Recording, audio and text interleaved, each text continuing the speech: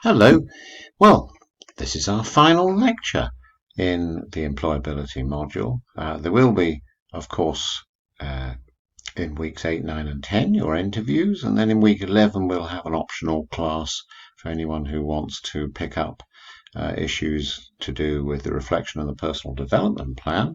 And we will have, if anyone wants it, a class on how to do group activities in a group centre, but that will only be organised by people in advance, letting their tutors know or letting me as the module leader know that they want to attend this class, because we have to organise the numbers very precisely.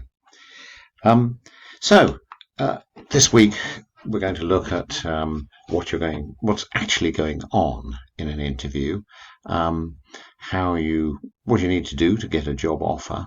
We're going to learn and practice a standard STAR technique, which is very simple and straightforward, but it's easy to say, it's another thing to do.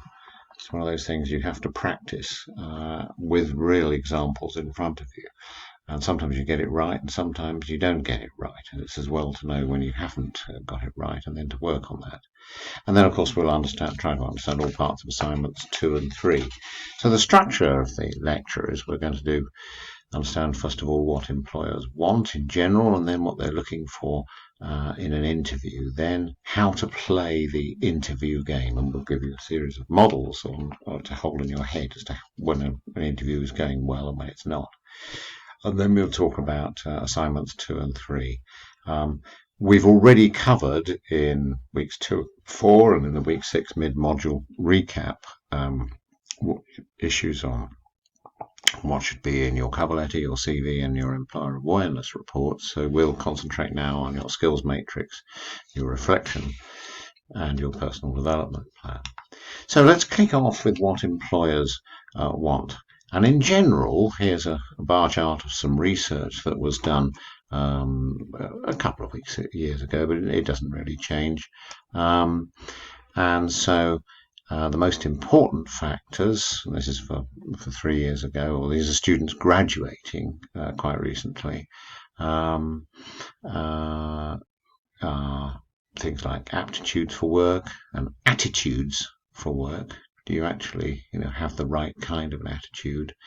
And that actually matters more as far as employers are concerned than things like what quality of degree you got or what the subject was. But on the other hand, if you have got any kind of industrial placement or work experience, employers value that really highly.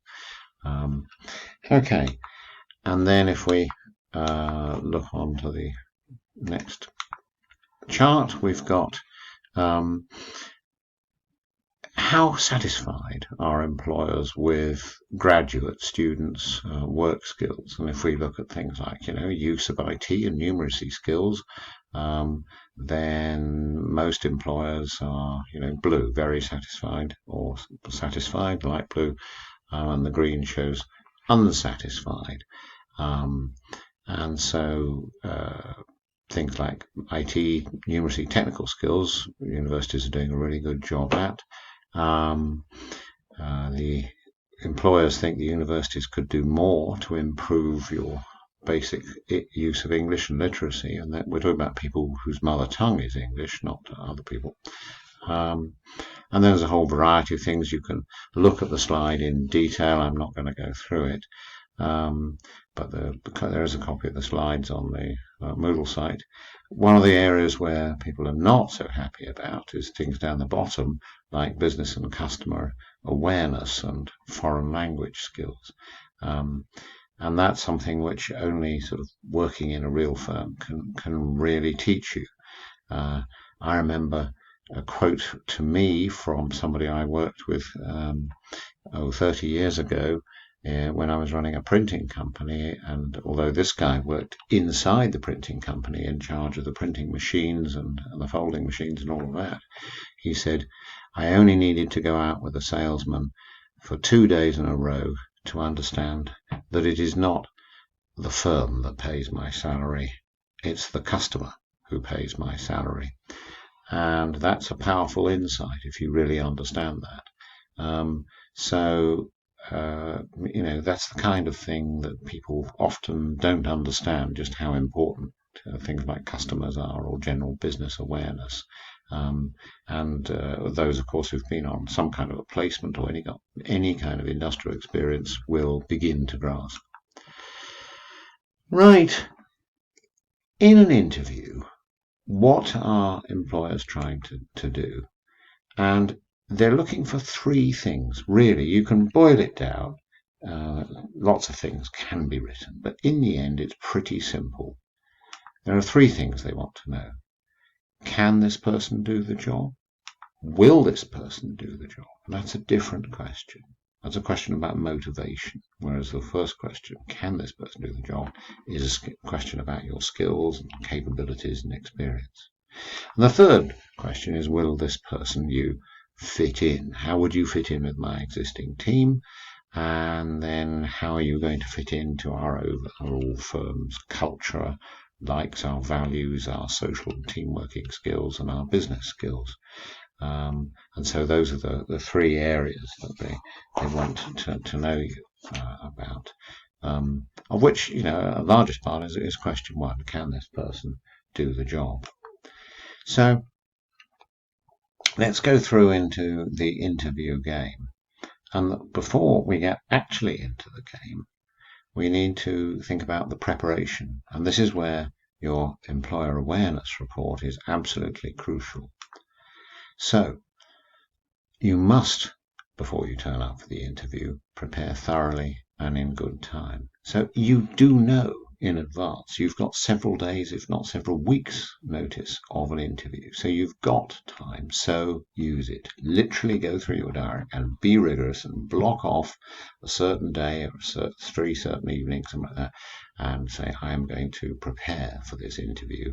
And it's not just doing the employer awareness report and finding out it, it's also practicing your own answers that we'll come to, and thinking about the kinds of questions they might ask you. And that's all preparation, and you must do that in good time. It's no good sort of waking up at 8 o'clock and for an interview at midday, and thinking, oh, I can prep it all now.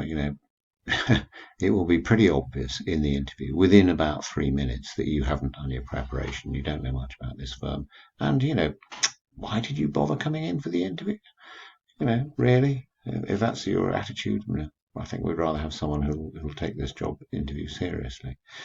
And then a practical thing, but you are absolutely within your rights and should do this. Call the HR department, the human resources department, 2 to 4 days or possibly a week before the interview, and just confirm the date, the time, the exact location. Remember, some firms have enormous offices or enormous works, and they say, oh yes, didn't you get our map? You need to go to gate 24 in a car factory or something, well, fine, but you need to know that kind of stuff. And then, is it just one interview, or will there be several? How long will the interviews be? Are there any tests going on that day? Are you going to be doing anything? Is there a group assessment centre or something else like that? All of this, you just ask in a neutral way, and you find it out in advance, and you take some notes, make sure you note it down exactly. So it's this, this, and this. Thank you very much indeed. And that's what the Human Resources Department is there to do, and they organise all this kind of stuff. So they are, you might as well make them work for you, and then you can prepare properly. Then, secondly, think about the obvious interview questions about, number one, can you do the job? Number two, will you do the job? And prepare good answers. And then there is no substitute. You've actually got to get in front of a mirror and practice them out loud 5 times. And it's best if you've got a friend. And I've done it for my ex-wife when we married, and one of us was going for a job interview, or good friends, flatmates, this sort of thing. Ask them before, and then just practice. You say, right, here's about 5 questions, and then you just practice. They chuck them at you in any old random order, and then you prepare your answer. And in answering, you will hear how certain formulations just don't work. They don't trip off your tongue properly. And discard them, but use the ones that do work. And if it doesn't trip off your tongue, go back and think through exactly, out of the pressure of the interview, but in time. Right, I didn't have a really good answer to that question about this. It sounded a bit rushed, or it took too long, or something. And then sit down, write it out, be ruthless, make sure your answer sticks within 90 seconds or so. That is really practicing along aloud, and get in front of the mirror if need be to ask yourself the question and then answer it. And then you've got to do the non-obvious questions. Why did you go to this school? Or why did you study this subject at university? Or didn't you actually do this? Or when you worked there, didn't you do this? And you've got to, anticipate all those questions. And then when you've practiced them with a friend, buy a friend a drink or whatever, because they've earned it.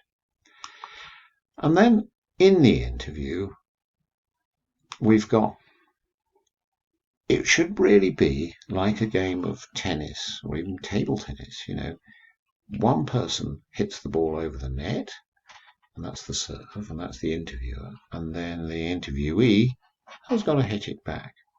Now, you don't take it so long. They may ask a question in 10 seconds, or maybe they'll take a whole minute to ask a question, but they do not want you to talk for 7 minutes, or 5 minutes, or 3 minutes. They want you to talk and answer even the most difficult questions in about 90 seconds, and there's quite an art to that.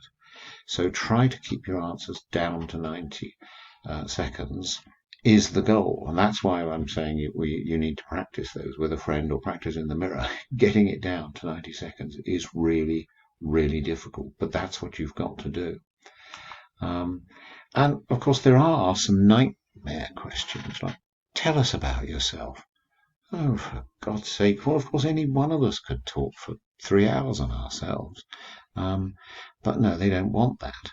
So you've got to boil down your experience and your questions into a set of sub-questions, and then in effect stop, because by then you'll have reached your 60 or 90 seconds. And then if they want to go into any other part of yourself, well, tell us about your childhood, or tell us about school, or tell us about university, then they can. But you give them the option. You say, well, at school I did this, or grew up in a so-and-so family. School, I did this subject, I like science or art or whatever. And, at university, I studied economics and business, blah, blah, blah. Okay. And you just break it down. And then you shut up. Now the ball is over their side of the net. They've got to hit it back. They can carry on the same theme, or they can change tack and say, all right, okay, let's talk about something else. Okay. So you break long answers down into subsections, and then invite a further question if they want to on any bit of it. But you say, but I'm not going to talk about the whole of it because I can't talk about that in a short time. So in this example here, tell us about your 5 years working at Tesco. Well, you break it down. Well, actually, I had 3 jobs. For the first month, I was just a car park attendant and so on. But then I worked on the meat counter as a sales assistant for 18 months, and I really enjoyed that. And then I worked as a cash clerk on the tills for 3 years. And what you haven't said, but the clear subtext to that is I started at the bottom and worked on up. So we'll leave that there, come back in part 2.